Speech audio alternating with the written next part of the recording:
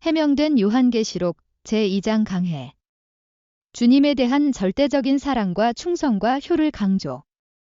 제2장 1. 에베소 교회에 보내는 편지. 1. 에베소 교회에 보내는 편지. 에베소는 소아시아, 지금의 터키 서안 카이스테르 강하구에서 약 5km 내륙에 위치하고 있는 항구 도시이다. 이 도시에 있는 에베소 교회, 사도행전 19장 1-23절은 바울이 3차 전도 여행 중에 자주 방문했던 교회이다. 바울은 처음에는 대담하게도 유대인의 회당에서 선교를 했고 그 후 2년간은 두란노서원에서 복음을 강론하여 여신 아데미를 신앙하는 이교도로부터 반감을 살 정도로 교회를 부흥시켰다. 그러다가 마침내 바울 일행이 폭도에 의해 추방되기에 이르렀던 곳이기도 하다. 사도행전 19장 21-41절.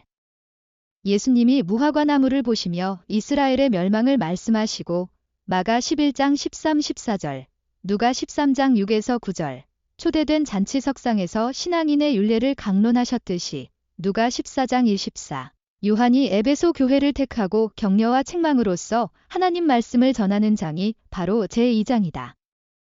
1. 주님의 격려. 2-3절에 내가 내 행위와 수고와 인내를 알고 악한 자를 용납지 아니한 것과 자칭 사도라 하되 아닌 자들을 시험하여 그 거짓된 것을 내가 드러낸 것과 또 내가 참고 내 이름을 위하여 견디고 게으르지 아니한 것을 아노라 라고 하였다. 그리고 시편 94편 9절에 귀를 지으신 자가 듣지 아니하시라 눈을 만드신 자가 보지 아니하시라 라고 했듯이 또한 요한계시록 5장 6절에서 7눈이 땅 위에 보내심을 입은 하나님의 7영이라고 한 것처럼 하나님은 누가 말하지 않아도 성도들의 수고와 공로를 다 아는 분이시다.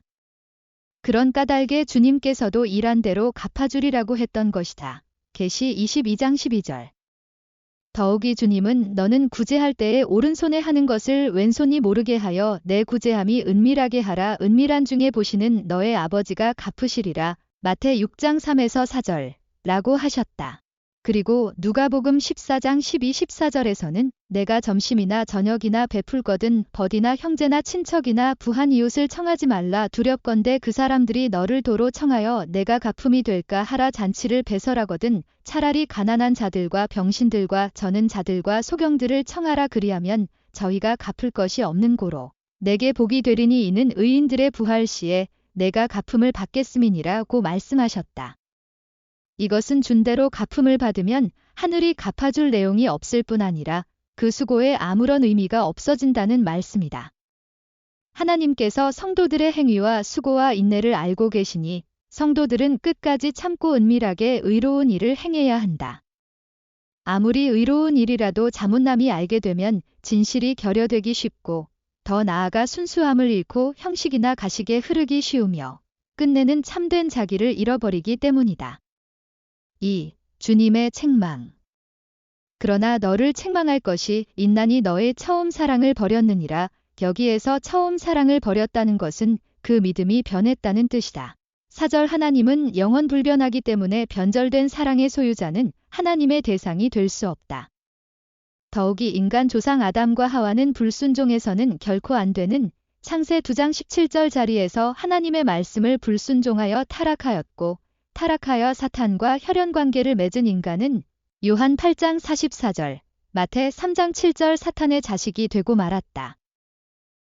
따라서 이들이 하나님의 품으로 되돌아가기 위해서는 그 반대의 경로를 걸어야만 한다.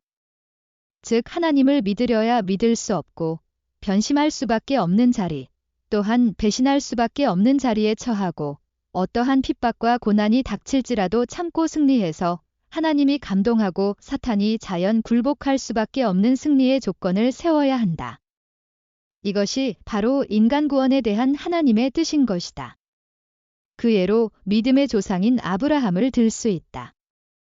창세기 12장 1절에 의하면 우상장사 데라의 아들인 그는 너는 너의 본토 친척 아비집을 떠나 내가 내게 지시할 땅으로 가라는 하나님의 부름에 응답하여 가나안으로 갔다가 창세 12장 1-9절 세겜과 베델에 장막을 쳤다.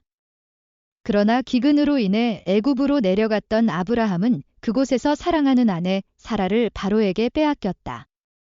그동안 하나님께서는 수차례에 걸쳐 내가 너로 심히 번성케 하리라 오는 축복의 약속과 내가 너로 열국의 아비가 되게 하리라 오는 언약을 주셨다. 그러나 아브라함의 눈앞에 놓인 현실은 하나님의 약속을 의심하여 불신하고 배신할 수밖에 없는 어려운 상황이었다. 하지만 그런 상황에서도 아브라함은 믿음으로 승리하여 비로소 믿음의 조상이 될 수 있었다. 또한 하나님께서는 노아에게 바닷가나 물가가 아닌 산꼭대기에다 방주를 지으라고 하시고 아브라함에게는 100세에 얻은 독자 이삭을 번제로 드리라 하셨다. 그리고 모세에게는 이스라엘 백성을 젖과 꿀이 흐르는 가나안 땅으로 인도하라는 막중한 사명을 주셨다. 6명도 살기 어려운 광야로 성서에 기록되어 있듯이 60만을 인도하게 하신 그 까닭도 인간으로 하여금 믿을 수 없는 자리에서 사탄의 사슬에서 생명을 걸고 탈출하여 하나님의 뜻을 위하여 믿음의 기대를 세우게 하여 구원하시려는 하나님의 구원 섭리였던 것이다. 그러므로 성서에는 의인을 시험하사 그 패부와 심장을 보시는 만군의 여호와여 예레미야 20장 12절라고 했고 선민 이스라엘 민족으로 하여금 40년 동안 광야의 노정을 걷게 하시면서 그 이후로 너를 낮추시며 너를 시험하사 내 마음이 어떠한지 그 명령을 지키는지 알려 하심이라 신명 8장 2절 고 말씀하셨던 것이다. 하나님은 이처럼 불변의 믿음을 세운 개인이나 중심 민족을 찾아오셨다. 그러나 시험을 하시되 감당치 못할 시험을 허락하지는 않는다고 고린도전 10장 13절 하셨듯이 믿고 담대하게 나가면 능히 그 시험에서 승리할 수 있다. 이처럼 인간은 하나님에 대한 불변의 믿음의 터전 위에서 사탄을 굴복시키는 믿음의 승리자로 설 때만이 하나님의 절대불변의 사랑과 유업의 대상자가 될 수 있다. 그리고 그때에야 비로소 하나님은 그 대가로 생명나무의 과실을 주어 먹게 하시는 것이다. 7절 3. 생명나무 열매 태초에 하나님께서는 에덴 동산의 아담과 하와에게 동산 각종 나무의 실과는 내가 임의로 먹되 선악을 알게 하는 나무의 실과는 먹지 말라 내가 먹는 날에는 정령 죽으리라 창세 2장 16, 17절은 계명을 주셨다. 그러나 아담과 하와는 간교한 뱀, 사탄의 꾀임에 빠져 선악과를 따먹고 죄를 범하게 되었다. 이에 하나님께서는 불순종하여 타락한 아담과 하와를 에덴 동산에서 내쫓고 동산 동편의 그룹들과 두루 도는 화영검을 두어 생명나무의 길을 지키게 창세 3장 22절에서 24절 하셨다. 그리하여 불순종하여 타락한 인간에게는 생명나무 앞으로 나아가는 것이 최고의 소망이 되었던 것이다. 따라서 구약시대 인간들의 소망, 잠언 13장 12절이나 신약시대의 인간들의 소망, 계시 22장 14절도 한결같이 생명나무 앞으로 나아가는 것이 되었다. 한편 잠언서 11장 30절의 의인의 열매는 생명나무라 지혜로운 자는 사람을 얻느니라 라는 구절에서 구약시대 인간들의 소망으로 표시되어 있는 생명나무는 곧 예수님을 지칭한 것임을 알 수 있다. 하나님께서 하나님의 형상대로 사람, 아담을 지으시되 흙을 빚어 만들고 그 코에 생기를 불어넣으니 생명, 즉 산영이 되었다고 했다. 창세 2장 7절. 그러나 아담이 불순종하여 죽은 영이 됨으로써 생명나무 앞으로 나아갈 수 없게 되었다. 창세 3장 24절. 그래서 고린도전서 15장 45절 46절에 첫사람 아담은 산영이 되었다 함과 같이 마지막 아담은 살려주는 영이 되었나니 그러나 먼저는 신령한 자가 아니요 육 있는 자요 그 다음에 신령한 자니라 우고하였다. 여기에서 예수님이 구약시대의 소망의 실체인 생명나무였음을 확실히 알 수가 있다.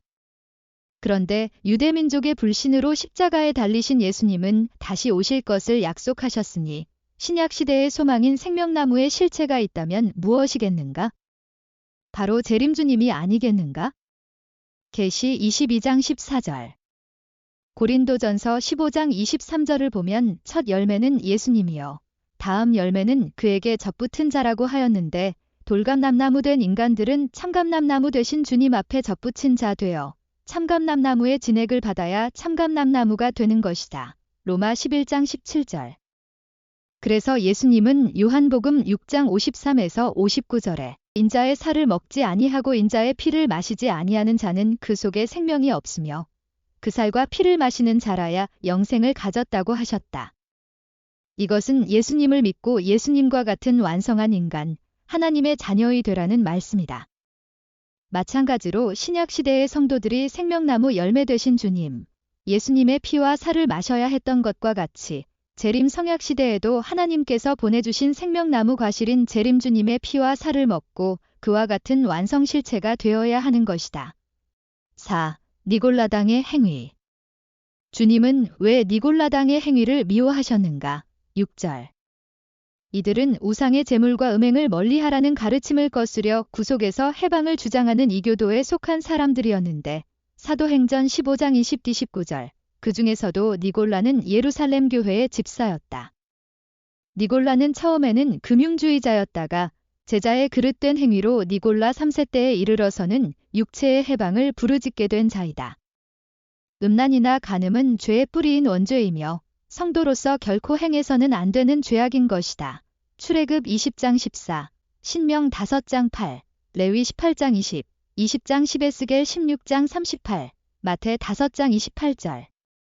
그런데 니골라당은 음란과 행음을 마음대로 행하여 하나님께서 미워하는 대상이 되었던 것이다. 또한 이들은 낙원에 있는 생명나무 과실을 먹은 자들이요 의인의 열매된 자들이다. 7절.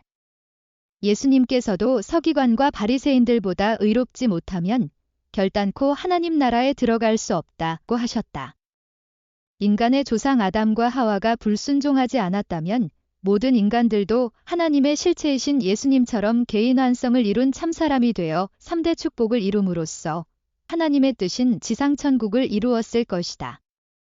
그리하여 그에 따라 자연히 천상천국도 이루어지게 되었을 것이다. 마태 18장 18절, 16장 19절. 지상천국을 이루려면 먼저 창세기 1장 28절의 3대 축복 가운데 생육하라는 제1축복의 말씀으로 개성을 완성해야 한다. 불순종으로 인해 불의에 빠진 인간들은 의인의 열매이자 생명나무이신 예수 그리스도의 접붙임을 로마 11장 17절 받음으로써 개성한 성자의 표본이신 예수님을 닮아 인격을 완성해야 하는 것이다. 이 말은 다시 말하면 주님을 믿고 따름으로써 주님과 같은 인격 완성체를 이루어야만 하나님의 아들 딸라서 천국인이 된다는 것이다. 그러기 위해서는 먼저 사탄을 분립하고 원죄를 청산해야 한다. 하나님께서 아브라함을 통해 유대 민족에게 너희 중 남자는 다 할례를 받으라 이것이 나와 너희와 너희 후손 사이에 지킬래 언약이니라 창세 17장 13절. 고하여 할례를 선민의 조건으로 삼으신 것도 이 같은 이유에서였다. 이것은 사탄을 분립하고 또한 사망의 피를 뽑아 성별하는 하나님의 섭리로서 주님과 같은 인격체를 이루겠다는 조건을 내세운 것이다. 5. 예수께서 받으실 또 다른 세례. 신약시대에 들어 죄 사함을 받기 위해서 먼저 물로 세례를 받아야 했다. 그 다음에는 그가 전파하여 가로되 나보다 능력 많으신 이가 내 뒤에 오시나니 나는 굽혀 그의 신들매를 풀기도 감당치 못하겠노라 나는 너희에게 물로 세계를 주었거니와 그는 성령으로 너희에게 세계를 주시리라 는 세례 요한의 말처럼 또 다른 세계, 즉 주님으로부터 성령의 세례를 받아야 했다.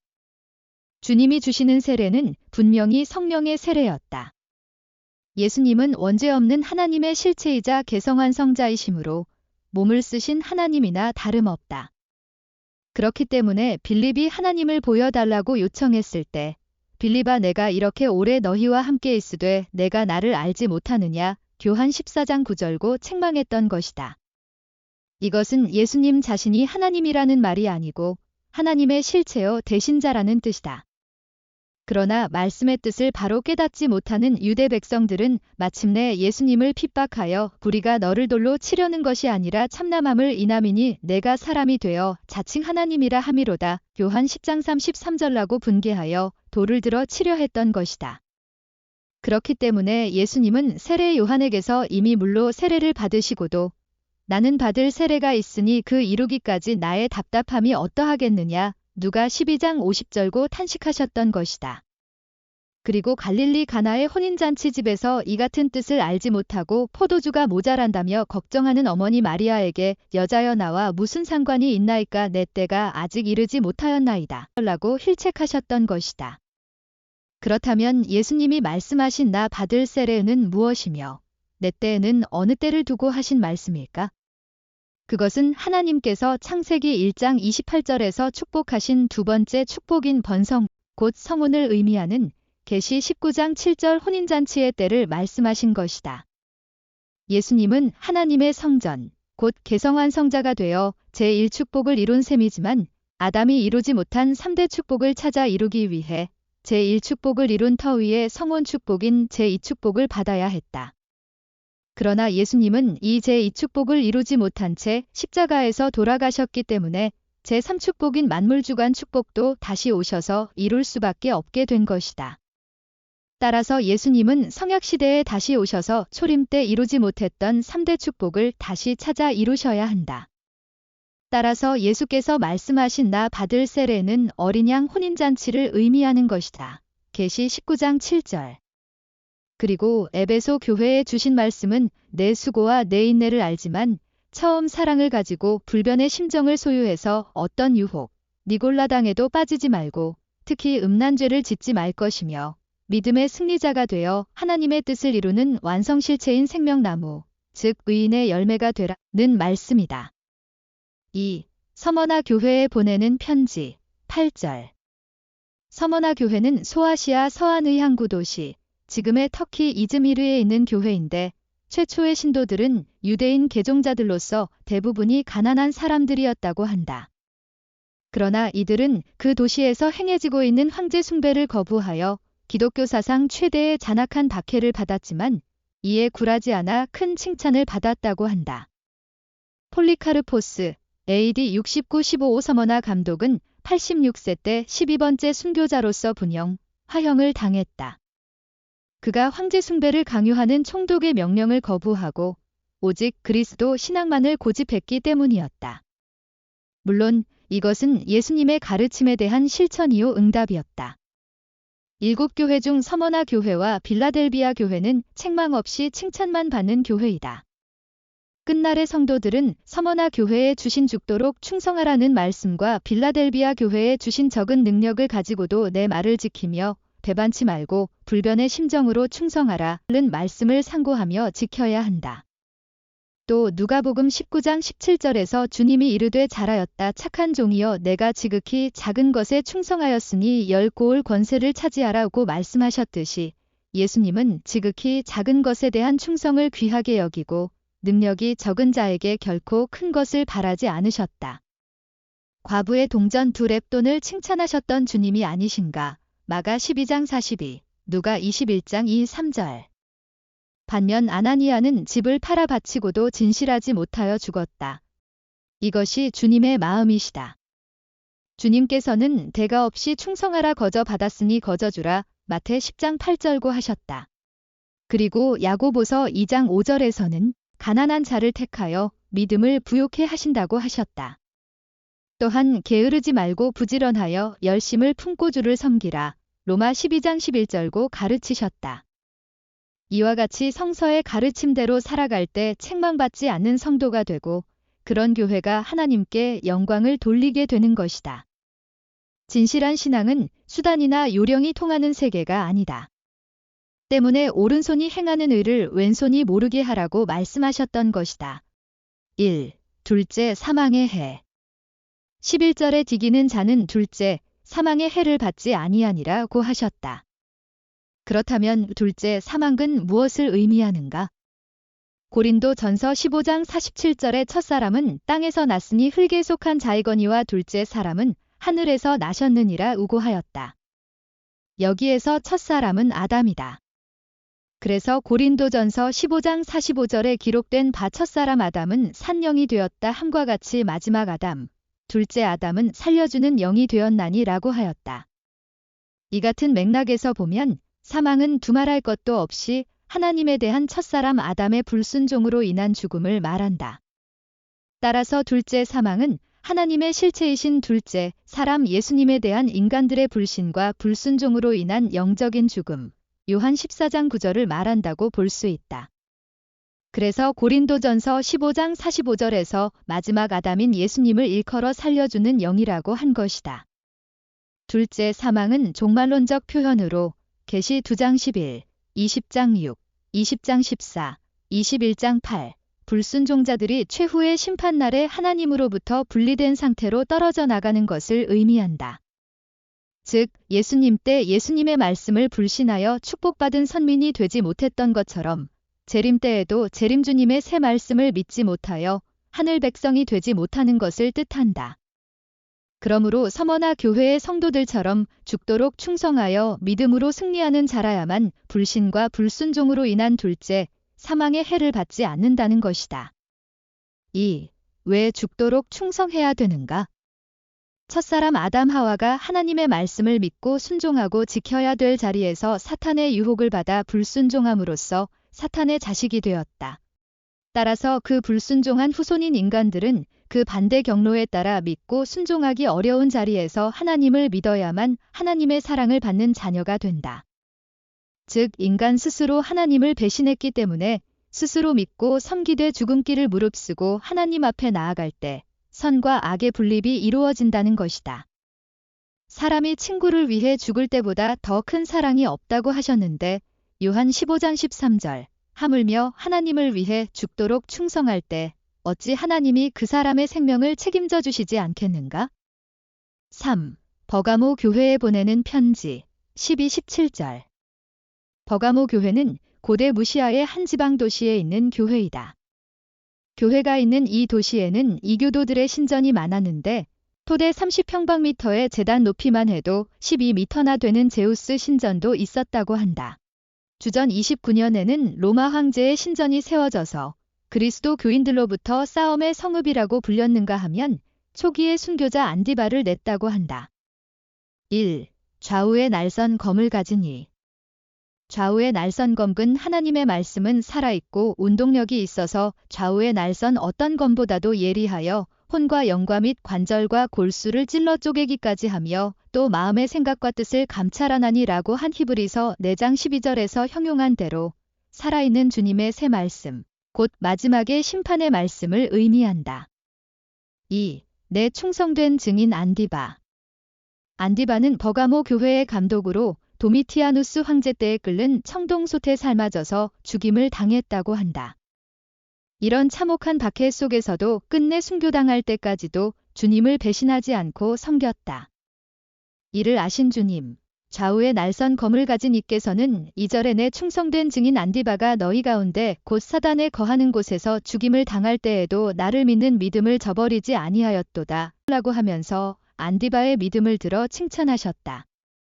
그러나 그것만으로는 하나님의 뜻이 이루어지는 것이 아니므로 주님은 두어 가지 책망하신 것이니 우리는 주님의 책망에 귀를 기울여야 하겠다. 3. 발람의 교훈 14-15절에 발람의 교훈을 지키는 자들이 있도다. 니골라당의 교훈을 지키는 자들이 있도다 라고 하셨다. 마태복음 16장 62절에 예수님이 살아생전에 사두개인들의 누룩을 주의하라고 경고하셨고 마가복음 8장 15절에도 바리새인들의 누룩과 헤롯의 누룩을 주의하라는 말씀도 보인다. 바로 이때에 그 뜻을 알지 못하여 의견이 분분하다가 떡을 가져오지 아니하였다고 하면서 당황하고 난처해하는 제자들의 모습을 볼 수 있다. 예수님께서 그 정경을 보시고 친히 제자들을 깨우치시니 그제야 제자들이 떡의 누룩이 아니요 바리새인과 사두개인들의 교훈을 삼가라고 말씀하신 것을 마태 16장 11-12절 알게 된다. 바리새인과 사두개인들의 교훈을 삼가라고 가르쳐 주신 주님은 여기에는 발람의 교훈을 따르는 자를 책망하신 것이다. 구약 성서를 보면 발람은 유명한 점술가이자 예언자로서 하나님의 신이 친히 함께 하신 자였다. 민수 24장 1-2절. 그의 명성이 뛰어나 이스라엘군이 여리고성 맞은편에 진을 치고 발락과 접전할 때에 발락이 발람에게 사자를 보내어 이스라엘 민족을 저주해달라고 간청한다. 민수 22장 1-6절. 여호와 하나님의 대예언자를 자처하던 발람은 처음에는 거절했으나 재물의 유혹에 마음이 흔들릴 때 하나님께서 나타나 너는 그들과 함께 가지고 말고 그 백성을 저주하지도 말라 그들은 복을 받은 자니라. 민수 22장 12절고 타이르신다. 그러나 그가 하나님 말씀을 거역하고 출발하자 하나님의 사자가 칼을 빼들고 민수 22장 23절 그의 길을 막았다. 하지만 이미 물질과 세상의 권세에 눈이 어두워진 발람은 발락의 청탁에 따라 하나님을 괴롭게 하였다. 그리하여 그는 마침내 이스라엘 자손에 의해 살해되고 만다. 여호수아 13장 22절. 이처럼 끝날에는 악역을 죽음으로 감당해야 할 자도 있게 마련이므로 하나님의 뜻만을 위해 일편단심으로 살아가야 성도로서 참된 신앙을 유지하게 되는 것이다. 발람의 교훈을 지키는 자들이란 구약시대의 발람처럼 하나님의 말씀을 거역하고 불순종하여 끝내 죽임을 당함으로써 그 죄의 대가를 받을 수밖에 없는 불신자들을 가리키는 말이다. 4. 주님의 책망. 주님은 사탄의 유혹과 물질에 이끌려 본성을 빼앗기는 성도들의 행위를 책망하시고 믿음을 굳게 지킬 것을 말씀하신다. 은사를 이용하여 물질의 눈이 어두우면 사탄이 침범하고 영역은 떠나버린다. 이것은 성서의 끝날의 상황을 잘 보여주고 있다. 디모데후서 3장 1에서 5절에 내가 이것을 알라 말세에 고통하는 때가 이르리니 사람들은 자기를 사랑하며 돈을 사랑하며 자긍하며 교만하며 회방하며 부모를 거역하며 감사치 아니하며 거룩하지 아니하며 무정하며 좋아하지 아니하며 배반하여 팔며 조급하며 자고하며 쾌락을 사랑하기를 하나님 사랑하는 것보다 더하며 경건의 모양은 있으나 경건의 능력은 부인하는 자니 이 같은 자들에게서 내가 돌아서라고 하였다. 그리고 본장 14절에서도 마지막 때에 우상의 제물을 먹게 하였고 행음을 하게 하는 자가 있음을 지적하시고 회개하여 경건하도록 하라고 말씀하셨다. 우상 숭배에 대한 경고는 골로새서에서 그러므로 땅에 있는 지체를 죽으라 곧 음란과 부정과 사욕과 악한 정욕과 탐심이니 탐심은 우상 숭배니라 이것들을 인하여 하나님의 진노가 임하느니라고 하였다. 이 말은 곧 탐심이 우상 숭배라는 말씀이다. 이것들로 하여 하나님의 진노가 찾아온다는 것을 강조를 하였으니 마땅히 성도는 우상이 되는 갖가지의 탐심을 버려야 할 것이다. 또 행음에 대해서도 간음하는 여자들이여 세상과 벗된 것이 하나님의 원수임을 알지 못하느뇨 그런즉 누구든지 세상과 벗이 되고자 하는 자는 스스로 하나님과 원수 되게 하는 것이니라. 야고보 4장 4절 곧 책망하였다. 여기서는 하늘을 멀리하는 것까지도 행음으로 간주되고 있어 성도들은 모름지기 세상 향락에 취하지 말고 오직 하나님의 뜻대로 살며 경건해야 할 것임을 가르치고 있는 것이다. 예레미야를 보면 요시야 왕 때에 이스라엘이 모든 높은 산에 오르며 모든 푸른 나무 아래로 가서 거기서 행음하였도. 그가 돌과 나무로 더불어 행음함을 가볍게 여기고 행음하여 이 땅을 더럽혔거늘 세장 6에서 9절이라고 하면서 행음의 형태를 열거하고 있다. 또한 배역한 이스라엘아 돌아오라 나의 노한 얼굴을 너희에게로 향하지 아니하니라 나는 긍휼이 있는 자라. 너는 오직 내 죄를 자복하라 이는 내 하나님 여호와를 배반하고 내 길로 달려 모두 푸른 나무 아래서 이방신에게 절하고 내 목소리를 듣지 아니하였음이니라. 세장 12-13절고 하시며 경고와 회개하기를 촉구하신다. 예레미야 2장 20, 2장 27-28, 에스겔 16장 7-18절. 이상의 말씀을 보면 하나님보다 세상을 사랑하고 이방신을 숭배하는 것은 행음하는 자로서 하나님의 이들에게 강력하고 절절하게 회개하라고 권고하시면서 하늘 뜻을 위해 절대적 사랑과 충과 효를 다할 것을 권면하고 있는 것이다. 5. 만나와 흰 돌.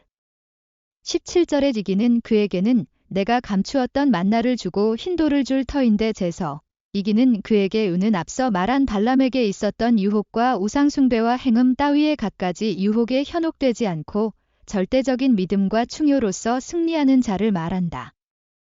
하나님은 바로 그런 승리자에게 만나를 주신다고 했다. 만나는 이스라엘 민족이 애굽 고역에서 벗어나 광야 40년의 생활 속에서 굶주릴 때에 출애굽 16장 4에서 35절 하늘이 내려주신 음식물이다. 그러므로 만나는 곧 물질적 축복을 의미한다.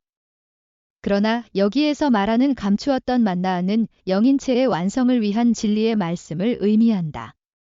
그렇다면 흰 돌은 무엇일까? 창세기를 보면 야곱은 베개로 사용한 돌을 세워 기름을 붓고 그것을 베델, 성전이라 명명했었다. 창세 28장 18-19절. 또 반석은 곧 그리스도이시다. 고린도전 10장 4절. 따라서 반석은 돌의 뿌리이니 여기에서 돌은 고린도전서 3장 16절의 분성전이라는 의미로 볼 수 있다. 더욱이 흰 도림으로 성별되어 정결한 분성전을 의미한다. 이사야 1장 18절 너희 죄가 주홍 같을지라도 눈과 같이 희어질 것이요 진홍같이 붉을지라도 양털같이 되리라고 하였다. 그것은 흰색은 이처럼 청결함의 상징이요 시 51장 7절 속죄를 의미하고 있기 때문이다. 그러므로 이기는 그에게 흰돌을 준다는 것은 하나님의 뜻을 이루기 위하여 세상의 유혹에 빠지지 않고 승리하는 자는 죄속함을 받아 하나님의 분성전을 이루게 된 것을 의미한다. 4. 두아디라 교회에 보내는 편지 18-19절 두아디라 교회는 7교회 중 제일 긴 편지를 받은 교회이다. 두아디라는 소아시아 서부 고대 루디아 지방의 성읍으로 현재 터키의 아키사르를 말한다. 지리적으로 소아시아의 수부인 버가모를 관문으로 마케도니아 군대가 버가모를 보호하기 위해 주둔했던 전초기지였다고 한다. 염색과 모직물의 원산지로 상공업이 성행했던 이곳에는 직공과 상인들의 조합이 있었는데 누구든지 조합에 들지 않으면 생업에 종사하기가 어려웠다. 이들은 대개 산당에서 공동 식사를 했는데 우상에게 바쳤던 고기를 먹었다고 한다. 식사 전후에 제사를 지내고 흔히 주색이 뒤따랐기 때문에 기독교인은 그런 식사에 참여할 수가 없었다. 두아디라는 황제 숭배나 헬라 종교의 거점 도시가 아니므로 타 종교에 대한 박해는 없었다고 한다. 하지만 그 대신에 교회 내부 환경으로부터 오는 어려움이 문제가 되었다고 한다. 그중 한 예로 이세벨, 자칭 선지자라고 하는 여자 같은 지도자는 신자들은 그리스도의 임재와 성령의 보호 아래 있으므로 조합의 식사나 제사에 참여해도 죄악이 되지 않을 뿐만 아니라 생업과 직업의 번창을 위해서는 세상과 타협하여 살아야 한다고 주장하기까지 하였다. 1. 주님의 책망 18절의 주님의 모습은 그 눈이 불꽃 같고 그 발이 빛난 주석과 같은 하나님의 아들로 묘사되어 있다. 여기서는 불의 신을 상징, 출애굽 3장이 19장 18, 신명 4장 24절함으로 신성을 닮은 하나님의 아들로서 인간의 사정을 감찰하시는 주님의 모습이 그렇게 표현되었다. 또한 그 눈이 불꽃 같다고 한 것은 죄에 대한 분노의 표정으로 이해할 수 있고 주석과 같은 발을 걸어 다녀도 더럽혀짐을 받지 않는 주님의 모습을 표상한 것으로 보아야 한다.